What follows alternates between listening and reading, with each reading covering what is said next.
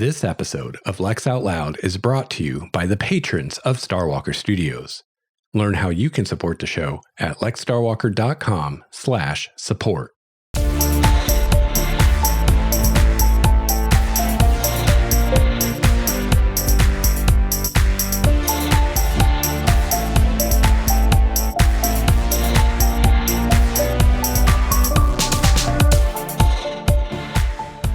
Hello and welcome to episode 31 of Lex Out Loud, Writing Science Fiction. I'm your host, Lex Starwalker. This is a podcast for writers, readers, and all lovers of speculative fiction. I'm writing my third novel and taking you along with me for the ride. Today, I'd like to put some of my previous discussions into context and remind you that I may not know what I'm talking about. But before we get into that, I'll leave you in suspense for a moment and want to announce something real quick. I'm thinking about doing an AMA episode in the near future, an Ask Me Anything episode. So the idea is you can ask me anything, any question. It can be writing related, gaming related, or completely unrelated to any of that. And if I get enough interesting and entertaining questions to make an episode, then maybe I'll do that. So if there's something you'd like to ask, you can do so in our Discord server, or you can shoot me an email at lexoutloudpodcast@gmail.com. Also, real quick, while we're in the announcements part of the show, I'll update you on what I've been reading lately. I was all psyched up to read the third book in the Protectorate trilogy by Megan O'Keefe, which is called Catalyst Gate, I think. And it'd been quite a while since I'd read the second book, and even longer since I'd read the first book. Now the first book I remember really well for whatever reason. Like I can sit here and kind of remember what happened and all that good stuff. The second book was a little foggier. So I pulled it up on my Kindle and I started just going through the last few chapters of the second book, and it was really foggy. I'm like, man, I don't remember some of this. So I decided that at the very least I needed to reread the second book before I read the third book. So I just decided to reread the whole trilogy because I really enjoyed the first book a lot, and the second book too. But yeah, I don't mind reading the first book again as well. And so, yeah, I've started reading Velocity Weapon by Megan O'Keefe, which is the first book of the trilogy. And the third book just came out this summer. So if you're someone that doesn't like to start reading a series until it's been completed, well, this one's been completed. So have at it. It's a space opera and really, really great story. And yeah, so I've started reading the first book again. I think I'm about halfway through it, maybe a little farther than halfway at this point. And I'm really glad I'm rereading it because I think I'm enjoying it even more the second time, which definitely is not always the case when rereading a book. And I've already noticed some things that I either didn't notice the first time or forgot about. Also, I don't want to give anything away or any kind of spoiler or anything like that. I'm not going to even talk about the plot or anything like that. But the first book does have some surprises, some twists and turns and things that happen that at least I did not expect. And it's always fun rereading something like that. If there's plot twists or something like that, it's always fun reading that again because then a lot of times you can spot the foreshadowing that was done to set that up. And you know, especially if you're a writer yourself and trying to learn how that's done, it's a great, that's a great thing to kind of illustrate that to you and to see how that works. And I definitely saw some instances where the things that came later were foreshadowed. And I'm actually hoping to have Megan on the show in the near future. She's agreed to come on and do an interview. And I'm not sure what we're going to talk about. That's largely going to be up to her. I mean, I'm prepared to pepper her with questions if that's what she wants. But if there's something near and dear to her heart that she'd like to talk about, then that's what we're going to talk about.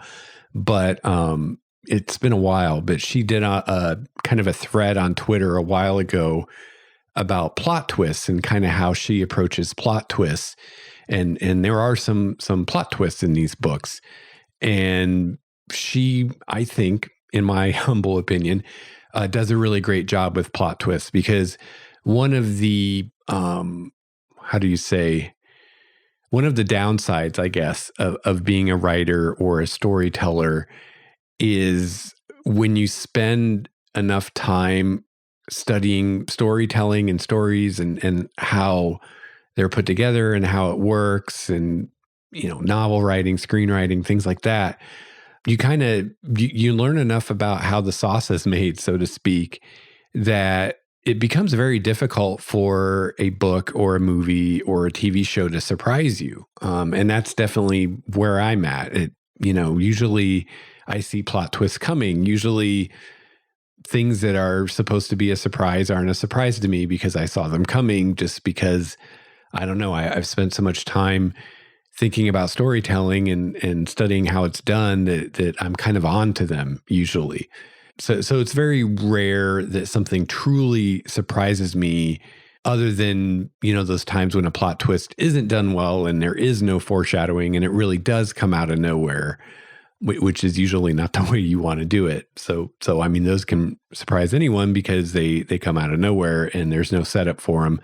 And sometimes you wonder if they didn't just make it up on the spot, if they really were planning that all along.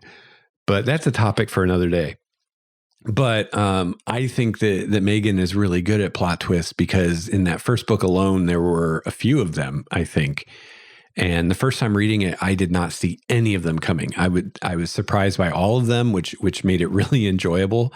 That's always fun. And, the advice I've heard about doing plot twists is a good plot twist is surprising yet inevitable, which means basically that when the plot twist happens, you're surprised by it. You didn't see it coming and it's a surprise to you. But then when you think about it, you realize that, oh, maybe I should have seen that coming, or now knowing what I know now, it's obvious that that's what was going to happen. And that's due to foreshadowing, which is the writer earlier in the story giving little hints. And now that I'm reading this book again, I can see that Megan definitely did that. There were some little hints to some of these plot twists earlier in the book, but she did a really great job of finding that balance where it's enough of a hint that when you read it the second time and you know what's coming, you see it and you're like, oh, here was a clue about this plot twist coming that I missed the first time. But it's also a slight enough hint that when you are reading it the first time, it doesn't give away the plot twist. None of those hints, I didn't even notice them. She's very good at kind of sneaking them in there to where you don't even notice it when you're reading it the first time. But then when you go back the second time, you see it. And now that you know this plot twist is coming, you're like, oh, here it was. Here was a chance to notice it.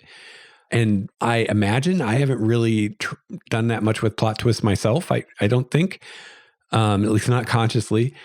But I imagine that's really tricky to do. If only judging by the number of times I've seen it done really well, it seems like it's a tricky thing to do and to really get that balance of, it's really not even giving a hint, because when you give a hint, that implies that you kind of want the person to figure it out. You're trying to help them figure it out. And this isn't that, because you really don't want the person to figure it out. It's not a true hint, but it's a foreshadowing. It's a little clue that at the time it's not enough to solve the mystery. But once you know what the mystery is and you go back and look at that clue again, you realize that, oh yeah, there it was. Or even better, at the time, you don't even realize it's a clue, which the one I'm thinking of that I just saw the other day, that's how it was. The first time I read it, I just thought it was this weird thing. I didn't even realize it might be a clue as to something that was going on that I didn't know about or didn't understand or whatever. So yeah, she's really good at that. So if she wants to come on and talk about plot twists, I'm totally on board for that, or whatever she wants to talk about. And now I have completely lost a thread of where I was going with that. I got distracted by Megan O'Keefe's mastery of the plot twist. So let me I'm going to have to go back and figure out where I was going with that. All right. Well, having gone back, I guess I wasn't really going anywhere with that. I was just talking about the book and how, it's illuminating to read it again, kind of knowing what these twists are and kind of seeing how she set them up. Not that I've divined how to do this myself exactly, because like I said, it really comes down to that foreshadowing and making it vague enough that you're not going to give it away, but specific enough that later when the reader finds out what's going on, they think back and they're like, oh yeah, there was that thing. And now I know why that thing was there.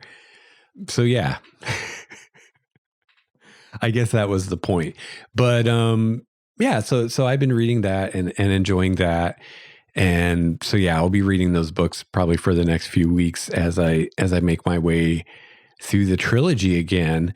And then I think after I finish that trilogy, I think the next book I'm going to read is Project Hail Mary by Andy Weir, author of The Martian. And I'm really looking forward to reading that book too. I actually got it in hardback. And yeah, I'm really looking forward to reading it. I've been very diligent about avoiding spoilers for it. In fact, there's a podcast. It's an episode of Planetary Radio from the Planetary Society, which I highly recommend that podcast if you want to keep up on what we're doing in the solar system as far as exploring the solar system. But they had a recent episode where they had Andy Weir on talking about the book, and I really want to listen to that episode, but they said there might be some spoilers in it. So yeah, I'm holding off until I read the book because I don't want any spoilers, because I've heard so many people say they really like this book. And I've heard people who aren't necessarily big sci-fi readers say that they like this book. So I'm really looking forward to reading it, and I don't want any spoilers. I want to be able to approach it with a mind completely untainted by expectations or ideas of what I think it's about. But I'm really interested in it because I feel like Andy Weir is doing something very similar to what I would like to do with the books I'm writing, in that he might even be farther along the hard sci-fi spectrum of things than I am. I think he probably is, because I would think that his stuff is probably hard sci-fi, but he makes it approachable and relatable. And, it's not, if it is hard sci-fi, it's more approachable than a lot of the hard sci-fi out there. And, The Martian, at least the movie was very popular. And I think the book was too. I'm pretty sure it was a New York Times bestseller, but the movie was very popular, and I think even had some appeal among people who wouldn't call themselves sci-fi fans. So, he's a great one for me to study, to try to figure out how he's doing what he's doing, because I very much want to write books that are appealing to a wide audience and not just hardcore sci-fi fans. And I feel like he's someone that's doing that. And also, he just sounds like, from the interviews I've heard of him, he sounds like a really interesting guy, and he's really into the science and into space exploration and what we're doing out there. And just seems like a cool guy. So yeah, I'm looking forward to reading that book. Hopefully, I'll get to it within the next month or so.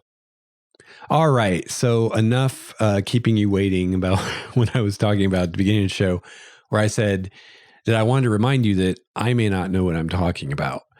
So this is actually kind of a response to episode 29, which was the episode where I talked about making writing a habit and how consistency is really important, and setting realistic goals and achieving those is better than setting unrealistic goals and maybe not achieving them, and doing something like a skill that you want to practice and improve. It's better to do that every day, even if it's for a shorter period of time, than it is to only do it occasionally for a longer period of time.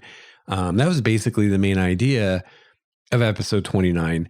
However, as part of that discussion, is kind of the catalyst of that discussion, I was referring to a writer on Twitter that I'd seen talking about how they had written 10,000 words in a day, and how, this particular writer kind of set themselves up to do that. They spent a few days before that kind of preparing for that.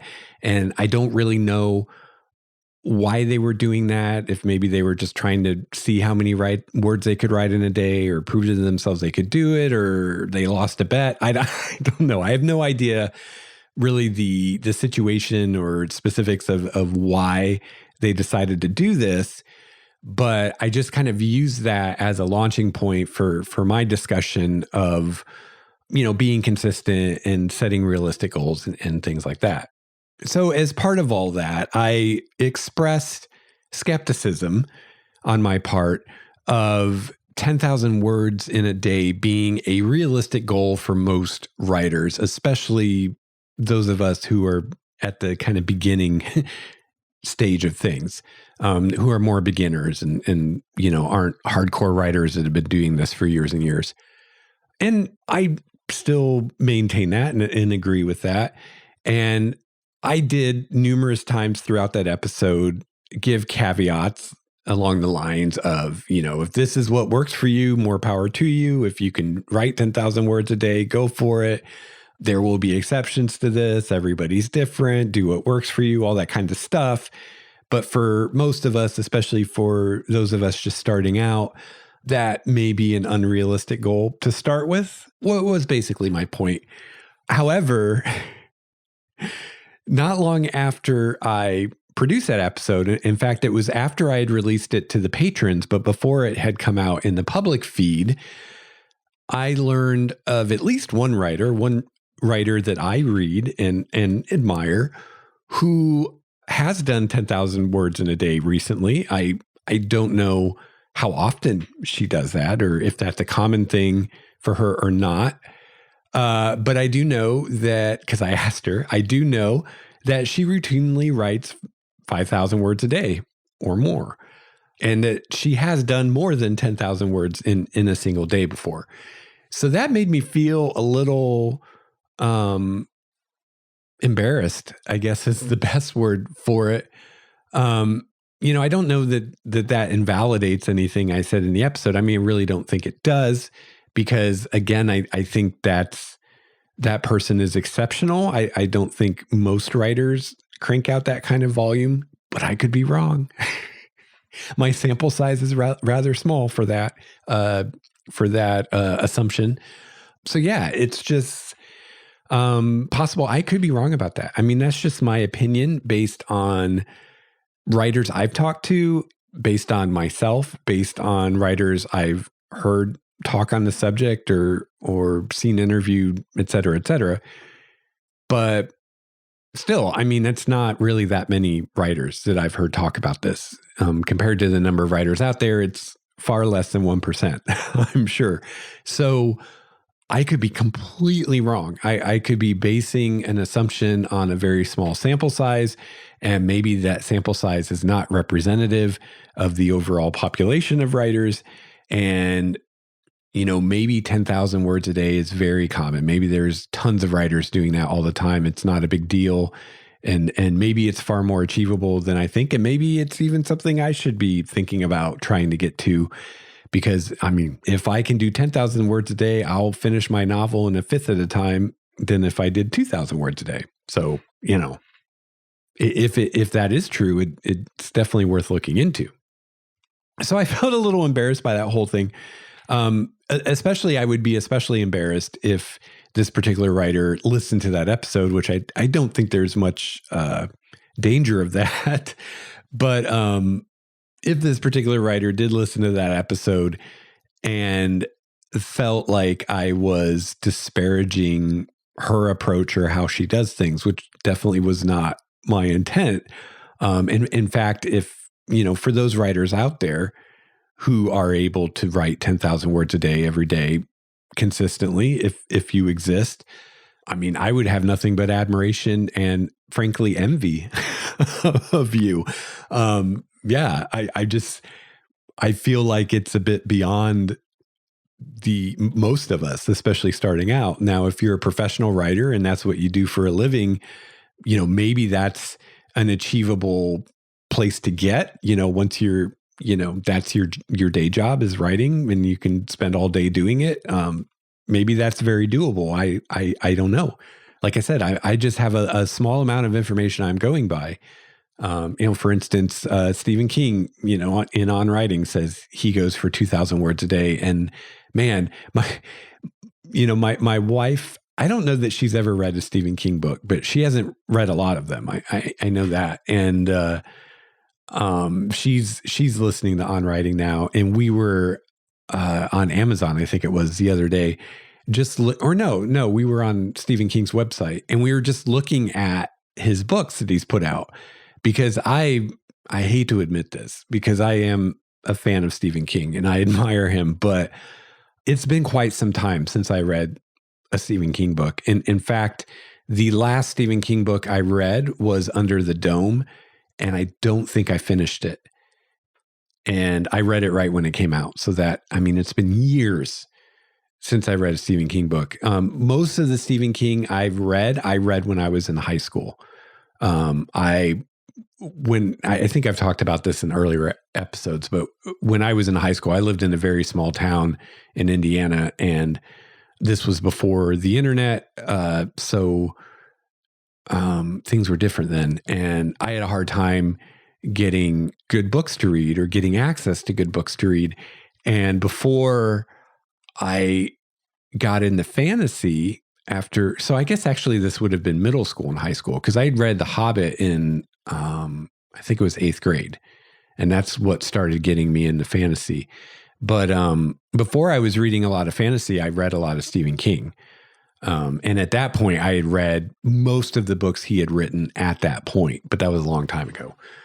So yeah, I hadn't read anything by him in years, so I wasn't even really aware of what he'd written recently. And we were just going through his books that he's published, and it's insane. I mean, I don't know. He's definitely putting out more than one a year. And his books they're not like little YA books or like little romance novels. I mean, they're good sized books. They're thick. Maybe not epic fantasy thick, but close, if not there. So, he's not putting out novellas, they're big chunky novels that he's putting out. It seems like 2 or 3 a year, just looking at his site. But my point is he's putting out at least a book a year, a good size novel a year, and he's only doing 2,000 words a day. And that's when he's doing the first draft, which isn't, 365 days a year. I mean, that's only part of the process of writing a novel, is that first draft. So I have no idea what his workflow is like when he's revising and whatnot. So I would think if you could write 10,000 words a day, my God, how many novels could you put out a year? Five a year or more? I don't know. That'd be awesome. It'd be great for, making a living at it, I'm sure. If it was, good quality work and you could do that kind of volume, that'd be amazing. So yes, if this author is listening to that and to this, if she hasn't, quit listening in disgust after episode 29, yeah, I really hope it doesn't come across that way. But this whole thing made me think more about my approach to this show and some of the things I say on this show, and how some of the things that I say might be taken by someone who maybe doesn't know me, which probably none of you know me, but maybe doesn't understand where I'm coming from or what I really mean. So like I said, I don't think this particular author I don't think there's much danger of her hearing that discussion, because I'm pretty sure she has better things to do than listen to this niche little podcast. But, if she did, hopefully she'd understand where I was coming from and the spirit of the message I was trying to send. But it's still a little embarrassing to think about. So yeah, I thought I'd talk about that a little bit today, kind of where I'm trying to come from, and maybe a little bit of a course correction here in the show. So when I first started thinking about doing this show, and I first started planning the first episodes and producing them, I didn't really have any intention for it to have a pedagogical element. which is to say, I didn't start this show with the intention of teaching anything or passing on any kind of wisdom or anything like that. That wasn't why I started doing this. My last show that I did, Game Master's Journey, was very pedagogical. A lot of that show was me passing on everything I've learned about being a game master. But I've GM'd for decades, over 30 years now, I think at this point. And it is a topic in which I do feel I'm very qualified to speak and teach, especially to a newer GM or a GM who's really never taken it that seriously, but now they want to take it more seriously and they want to take their GMing to the next level.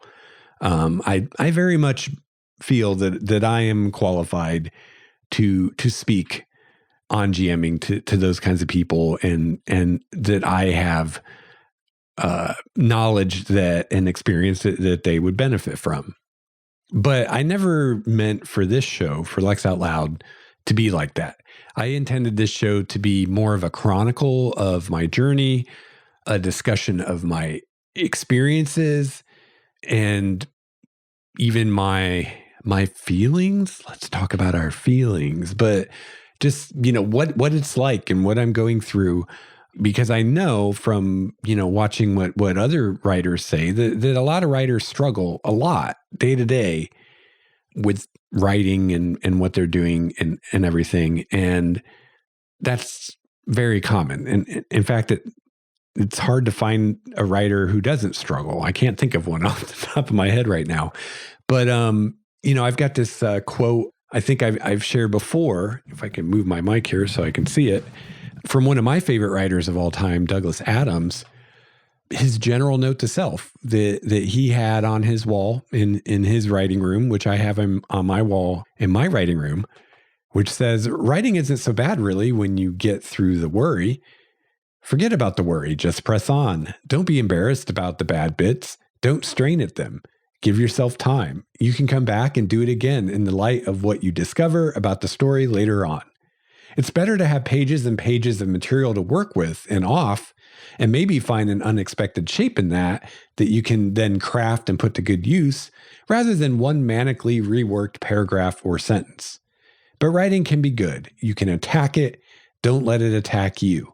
You can get pleasure out of it. You can certainly do well for yourself with it. I mean, this is Douglas Adams. And this was, this wasn't something that he had early in his career and then outgrew. This was like on his wall all along. So, and yeah, I think that's pretty common, those kinds of feelings. So I think it's beneficial to writers who are maybe just starting out or just getting into it to hear from other writers about what they struggle with and what they experience, just to know that, hey, I'm not the only one going through this. This isn't easy for anyone. And, like the saying says, misery loves company, right? So that was kind of the thought behind it too. And then also, and this is kind of pie in the sky dream territory, but, if or when I do get my books published in the future, this will be a cool thing to have, not just for me, but for the future readers of my books to be able to have this material from the very beginning when I first started, when this was first beginning to evolve and grow into whatever it becomes, to kind of be able to hear some path notes along that journey and some of how that came to be. I know, if there was something like that Robert Jordan did for The Wheel of Time, or that Stephen King did about any of his books, or that Megan O'Keefe did about the Protectorate trilogy, I would just eat that stuff up. I'd be all over it. So, maybe someday I'll be worthy of joining the ranks of people like that. But regardless, I thought it would be a fun thing to do. And maybe along the way, here and there, I might be able to pass on something I've learned from the experiences I've had as I learn them. But I never intended to make a show to teach people how to write or how to become a better writer. Because frankly, I don't know that I'm qualified to do that or the best person to do that. There, I'm sure, already podcasts out there made by far more successful and experienced writers than I am that are doing that or trying to do that. So that's the main reason I don't want this to be a teaching podcast, is I don't really think I'm qualified to do that. I'm not an authority on writing. I'm not an expert. Yes, I've been writing since I was very young. Yes, I've been published in a magazine, on websites, blogs, etc. Yes, I've completed 2 novels, which, credit where credit's due is a lot more than most people can say. But I haven't published a novel. And compared to someone who has, and specifically someone who's published with a publisher as opposed to self-publishing, my experience is rather lacking compared to someone like that. So for me to try to make a show to teach anyone how to write, I think would seem a little pretentious. It would seem pretentious to me. So I don't want to do that. That's not what I'm here to do. But that said, there's something you should know about me if you haven't figured it out already, is deep down, I'm a teacher at heart. I always have been. It's just what I am. So whenever I learn something new, it doesn't matter what it is, whether it's how to a writing technique or how to make better sourdough or how to organize my garage. I don't know. Anytime I learn something new, the first thing I want to do once I've learned this new thing is teach it to someone else and show it to someone else. It's actually part of my learning process. And I've been told that's part of the learning process. But for me, it definitely is a very conscious part. But it's also just from a desire to share what I've learned. Anytime I learn something, it improves my life in some way. And it improves my experience in some way. And I just want to share that with other people so other people can benefit from this thing that I've benefited from, whatever it is.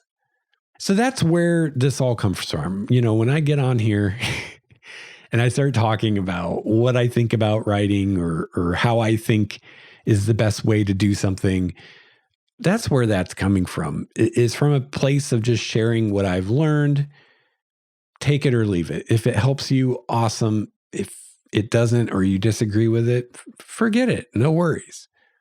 But I know that, to someone who doesn't know me, someone just listening to a podcast, that could come across as me giving lessons or teachings or thinking I'm an expert or an authority on this subject and everyone should listen to me. And that's not the case. I'm just sharing what I've learned. And my conclusions from what I've learned and my experiences change over time. And I think even over the course of this podcast and only, 31 episodes, I've already changed my tune on a few things. You'll see through the episodes where I change my mind as I learn new things, as I experience new things. I'm constantly refining and, when necessary, changing what I think about stuff and how I do things. I mean, this whole brute force writing that I've been talking about so much lately is a new thing for me. This is not the way I've approached writing in the past. It's not, it wasn't my idea. I got it from Stephen King. It's not how it occurred to me to do things, but I'm trying it and having some success with it. And it's definitely, however much or little I end up using his techniques in the future, it's definitely had an impact on my writing and how I approach it that I think will change me as a writer forever. However I go, it'll be different than what I was doing before because I've learned something new. So that's where I'm coming from. But again, maybe it doesn't come across that way always. And it may not always be clear to every listener that that's where I'm coming from. So I wanted to just come out and tell you where I'm coming from. So maybe in the future, when I stick my foot in my mouth, I can just refer people back to episode 31, which is my blanket disclaimer. Take everything I say with a grain of salt, which is why I'm calling this episode Grain of Salt. So I want to be careful, and I need to be careful in the future and more mindful about what I say and how I say it, because I do not want to come off as some blowhard who thinks he knows everything, because that's definitely not the case. yes, I think I do know a bit more than some writers who don't give much thought to what they're doing or how they're doing it. Sure. But honestly, it's been a hard life lesson for me to learn fairly recently that a lot of people don't do that with anything in their life. There's a disturbingly large number of people who do not analyze what they're doing, what they're thinking, looking for ways to improve. Um, I know, right? Like it took me forever to really come to believe that. I didn't believe that for the longest time, that there are a lot of people like that just kind of drift through life.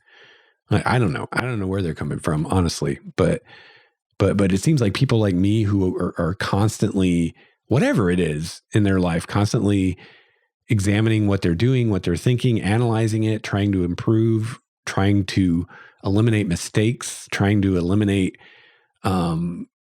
unhealthy patterns of behavior. Like we're the minority, I guess. It's a strange world we live in. But I'm not an expert. I'm not an authority. I don't have a lifetime of experience with this. And I don't have much experience at all with the business side of writing yet. I think I soon will. But I'll I'll take you along on that journey, and we can experience that together, I guess. So that's where I'm coming from, and going forward, I think I'm going to try to refocus this show more on sharing my experiences with you, and less on, the pedagogical stuff. It's just, that's a little difficult right now because I'm writing the first draft and I don't want to share details of that right now. Partly because I don't necessarily know right now what will or won't be a spoiler. And also because just things are in flux and changing all the time. And I'd hate to tell you about, I don't know, some idea I have or something I'm doing in the first draft, and you think that sounds awesome and you're really looking forward to reading about that, and then I end up cutting it out. And now the thing that you were most excited about isn't there anymore. So it'd be better if you just never knew about that to begin with. And also, because again, I am trying to experiment with Stephen King's advice, and one of his pieces of advice he gives is to not let people in when you're writing that first draft, to keep it to yourself, to keep it free of outside influence. So I'm trying that, but I think it will become easier in the future. Once I get to the revising process, I'm going to have more to talk about, I think. And it's kind of funny to me, but it seems like from what I see writers saying on Twitter, at least, which who knows how representative that really is. More and more, Twitter is definitely a complete waste of time. I was going to say more and more, I think Twitter is a waste of time, but I've known Twitter is a complete waste of time for a long time. But I continue to waste my time with it. But but it does seem like I see a lot of writers on Twitter saying that they really don't like editing. They really don't like revising, which seems really strange to me. I love editing. I love revising. To me, by far the most difficult part of writing a novel is writing the first draft. In fact, that is the difficult part. The rest of the process, at least for me personally, is pretty easy. Honestly, writing the first draft is the hard part. That's hard. Coming up with the story, getting it out there in some form for that first draft, beginning, middle, end, that's hard. But once you've got that, taking that and then refining it and making it better, that's easy, at least by comparison. And it's fun, and I mean, there's fun in writing the first draft. It just depends, and this is something I'm thinking about doing a whole episode on, kind of what I'm thinking of calling the roller coaster of writing, which there's a few elements of that. Part of it is the emotional element of one day I feel like I'm a pretty good writer and I've got this, and then the next day I'll feel like I'm a complete hack and I'll never get anywhere. And it's like a roller coaster. It's like if one day I was really high, the next day I'll be really low. You can almost plan for it. So that's part of it. But part of it's also that just some days are easier than others and some days are harder than others. Some days I sit down to write and I have a blast and it's a lot of fun. And then other days it's like every word is a struggle and it's far from fun. It's work. It's hard work. And then, everywhere in between. But that's first draft. Editing, it's like, I don't know. I don't have bad days editing. Of course, I don't really have good days editing either. It's just like a thing you do, I don't know. So yeah, that's always been kind of strange to me to see so many writers who seem to hate editing or they're bad at editing or whatever. But, I'm guessing they just have very different skill sets than I do because, I'm pretty good with spelling and grammar and punctuation and all that stuff. So I know that's a big part of it because that stuff doesn't bother me and I have just good skill with that. Like I don't need to look up words usually to know how they're spelled, or I don't have to look things up to know how to punctuate something. Like I've just internalized all those rules. I just have them memorized, and I just do it without thinking. But I do know that there are people who are writers, which is something I had to learn because I just, when I was younger, I just assumed that if you weren't good with spelling or grammar, you wouldn't want to be a writer. But I guess that's not true because there are writers out there that are not good with those things, but they're writers. So yeah, I could see if that isn't your forte, I could see editing being less fun or less, because I don't know that I want to say it's fun, but I don't mind it. I don't hate it. I wouldn't say it's my least favorite part of writing. If I had to say right now, I'd say my least favorite part of writing is the first draft. Because yeah, I mean, there are times that it's great and it's awesome, but it's a lot of work and it's at least for me, it's when things are the most difficult and challenging and I have the most doubt and I'm the least sure about what I'm doing. By the time I finish that first draft, I know what the book is. I know what I want it to be. I know where I'm going and, what I want the view to be when I get there. I just have to figure out how to get there. Where in the first draft, I don't even know where I'm going exactly. So it just makes it a lot more challenging for me and less enjoyable. I like knowing where I'm going. So yeah, I'll have more to share when I'm revising, I think.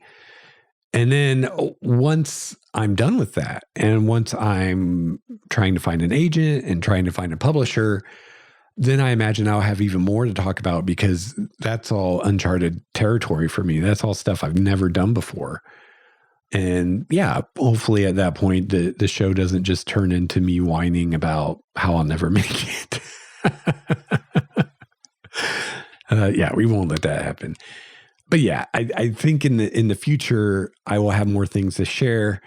I'm just in this weird spot right now, working on the first draft where there are just a lot of things I'm really reluctant to talk about right now. So it makes me a little unsure what to talk about. But yeah, we'll do the best that we can. And like I said, I think I'm going to try to stay away from the more pedagogical stuff just because I'm there are more informed people out there for that. If you're looking for that. Yeah, I think that's it. I think I've said what I have to say on this topic. So yeah, take everything I say with a grain of salt. This is all my opinion. I think that. And a lot of this stuff, if not all of it, is opinion ultimately. And, different things work for different people. So, what works great for me may not work great for you. What works great for Stephen King may not work great for you or whoever. And I think that's really the key, as a writer is finding what works for you and then doing that. And also understanding that it may change. It may change as you change as a person or as you grow and or change as a writer, or it may change as you do different things. Like this novel I'm writing, I'm approaching very differently than the last novel I wrote. And part of that is just because the novels themselves are so different. They're different genres. The last one was urban fantasy.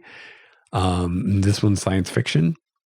So yeah, you're probably always going to, if you're like me, you're always going to be refining your process anyway, always trying different things, finding better ways to approach things. So yeah.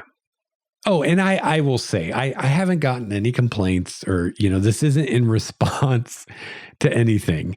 I haven't heard from anyone who took issue with anything I said. Honestly, I haven't heard anything on it, period, good or bad. No news is good news, right?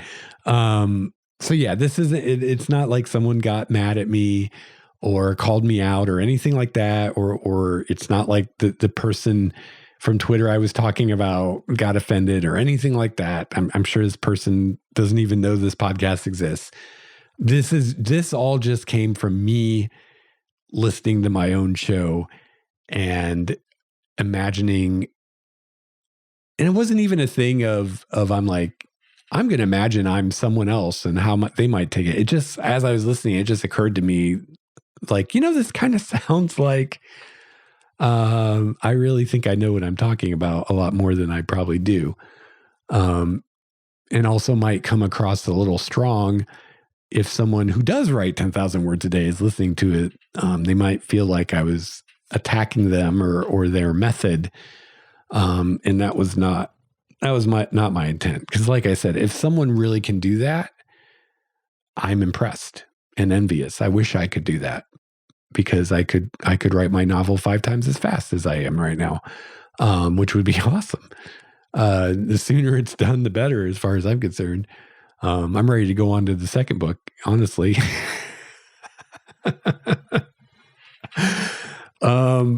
Yeah, further on. So yeah, so hopefully that's more clear now. And maybe this was completely unnecessary, but if that's the case, hopefully at least this will convey that I do think about what I do and what I say, and maybe communicate to you where my heart is at. So maybe in the future, if I say something that sounds offensive to you, you'll give me the benefit of the doubt, or at least give me a chance to clarify, because it's probably not the way I meant it. Because I'm not here to try to tell anybody what to do or how to do what they do, or to criticize how someone else does what they do. I'm just here to share what I'm going through, and if I feel like I glean little bits of wisdom or strategies that I think work for me, I'll share those with you. But they may not work for you because we're all different, and there's not, a magic silver bullet that's going to work for everybody. And that's just the way it is. All right. So I've rambled on enough for this week. If you would like to reach me, you can email me at lexoutloudpodcast@gmail.com. Feel free to send me some questions for the Ask Me Anything episode. I mean, they can be anything. I'm not promising to answer every question I receive, by the way. If someone says me something super inappropriate or offensive or something like that, obviously I'm not going to address that on the show. But if you've been curious about something that maybe didn't seem completely relevant, this is your chance, because it doesn't have to be relevant. It can be anything. You can ask me about my cat, whatever you want to ask me. So yeah, lexoutloudpodcast@gmail.com. You can follow me on Twitter, even though it's a waste of time. But hey, following me isn't a waste of time. I won't waste your time. I post good stuff on Twitter. That's at Lex Starwalker. And you can call my voicemail 951-465-5391. And finally, we have a Discord. I really hope you join our Discord. That's where it's at. That's where I want it to be. We have our own server there. You can join. I do have a special room for patrons who earn the privilege of being in that room. But I do have a room for everyone. So, you don't have to be a patron or support the show to join the Discord. Anyone can join. And Discord just rolled out a new feature called Threads, which I think is actually going to be really nice for us in our community, because it lets you take a post and kind of separate it out by itself as a thread, more like kind of like a forum post for those of you old enough to remember forums or Reddit. I mean, Reddit's basically a forum. People still use Reddit for some reason. But anyway, kind of like Reddit or like a forum where you can split off a post into its own thread. And then those go away after 24 hours if there's no activity, but they're archived. And there's a place where you can see all the archived threads, so you can still go back and read them. And you can even resurrect them by posting to them again. But yeah, I think that'll be really nice. So I mean, it's not a big deal now because we don't have a ton of people that are active in there that post on a regular basis. So it's usually not too bad and you can kind of follow what's going on. But in the future, if we have more active people in the Discord, it could get a little hairy when everything's all in one feed and you might have different topics being discussed at the same time. So I think that anyone can make their post a thread. But what I will try to do kind of as moderator is if I see a certain post kind of taking off, I can make it a thread for that person if they don't do it themselves. And then another thing I can do going forward is if there are certain threads that are really popular or kind of evergreen and keep going and going, I can make separate rooms for those. So this will be kind of a good way to find out, oh, do we need a room just to talk about tabletop RPGs, or do we need a room to talk about video games or whatever people want to talk about? So yeah, if I see threads happening for a certain topic on the regular, I can make a room for that. And yeah, because right now we only have the one public room, and I'm open to making more targeted topic rooms. But like I said, there just hasn't been the need so far because the traffic isn't that high. So it hasn't gotten to the point where I feel like it's getting difficult to follow, because usually there's only one thing being discussed at a time anyway. So yeah, it's a pretty cool feature. So Discord's pretty cool. So if you're on Discord, join us there. And yeah, hopefully we'll see you in the Discord. So I will be back soon with another episode as soon as I figure out something to talk about. So if you have any ideas, let me know. And until then, keep writing. However many words a day you want.